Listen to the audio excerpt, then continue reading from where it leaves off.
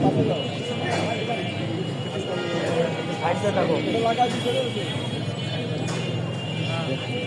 আলাইকুম ওয়া রাহমাতুল্লাহি ওয়া বারাকাতুহু।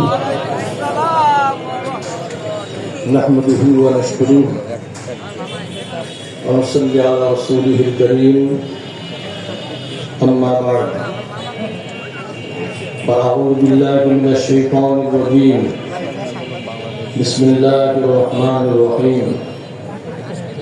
আকিমুদ্দীন ওয়া লা তাতাফাররাকু। সাল্লাল্লাহু আলাইহি। ইসলামী আন্দোলন বাংলাদেশ ৯-২ আসনের নির্বাচন পরিচালনা কমিটি কর্তৃক আয়োজিত আজকের এই জামায়াতের মহতারাম সভাপতি, প্রধান আলোচক, ইসলামী আন্দোলন বাংলাদেশের প্রেসিডিয়ামের অন্যতম সদস্য অধ্যাপক আশরাফ আলী আকন উপস্থিত রয়েছেন। চট্টগ্রাম খুলনা বিভাগীয় সাংগঠনিক সম্পাদক উপস্থিত রয়েছেন। ৯-২ আসনের গণমানুষের নেতা, বিশিষ্ট সমাজ সেবক হযরত মাওলানা তাজুল ইসলাম সাহেব, জেলা নেতৃবৃন্দ, থানা নেতৃবৃন্দ, সাংবাদিক বন্ধুগণ, সর্বস্তরের ভাইরা, আলোচকদের আলোচনা শুনলাম। আমরা এতটুকু শুনতে পেয়েছি, বিগত ৫৪ বছর ধরে এদেশের মানুষ যা চেয়েছিল তা পায় নাই, অধিকার খুঁজে পায় নাই, নিরাপত্তার সঙ্গে জিন্দেগি যাপন করতে পারে নাই। মানুষ হয়রানির শিকার হয়েছে, খুন হয়েছে, গুম হয়েছে, মিথ্যা মামলার শিকার হয়েছে, জনজীবন অতিষ্ঠ হয়ে গিয়েছিল। কারণটা কি? আমরা মনে করি ভালো নীতি আমরা প্রতিষ্ঠিত করতে পারি নাই, ভালো নেতা সংসদে পাঠাতে পারি নাই।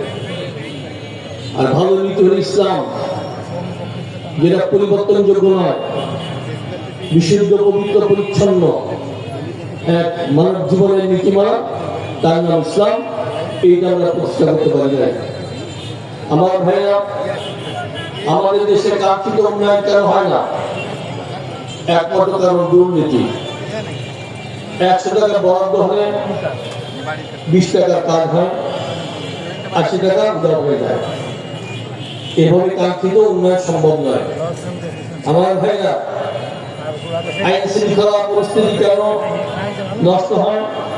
বিপদগামী যুবকদের মাধ্যমে। আমরা মনে করি ইসলামের প্রতিষ্ঠিত হয়, আর বিপদগামী যুবকদেরকে এই পুনর্বাসন করতে পারি। চুরি হবে না, ডাকাতি হবে না, ছিনতাই হবে না, হারাহারি হবে না, চাঁদাবাজি হবে না। এর জন্য আমাদের টার্গেট থাকবে বিপদগামী যুবক যারা, তাদেরকে পুনর্বাসন করা। কেন? তারা যদি পুনর্বাসিত হয়, দেশের স্বস্তি পাবে, নিরাপত্তার সঙ্গে জিন্দেগি যাপন করতে পারবে। বলতে পারেন কিভাবে পুনর্বাসন সম্ভব? হ্যাঁ, সম্ভব।